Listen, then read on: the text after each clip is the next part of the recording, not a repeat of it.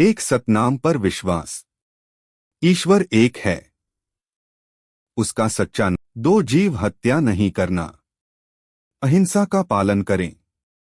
किसी भी जीवित प्राणी, मानव, पशु, पक्षी को नुकसान न पहुंचाएं। तीन, मांसाहार से दूर रहना। सात्विक और दयालु जीवन अपनाएं।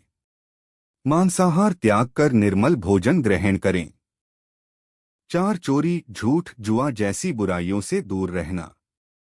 सत्य, ईमानदारी और नैतिकता से जीवन जिए। गलत आदतों का त्याग करें। पांच, नशा सेवन नहीं करना। मदिरा, तंबाकू, गुटखा या किसी भी तरह के नशे का पूर्ण त्याग करें। नशा जीवन नष्ट करता है। छह, जाति पांति का भेदभाव नहीं करना।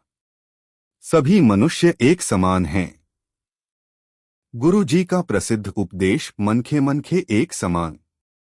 सात, सरल, सत्य और सदाचार वाला जीवन जीना। सादगी, सत्य, करुणा और परोपकार को अपनाएं। सभी के साथ प्रेम और न्याय का व्यवहार करें।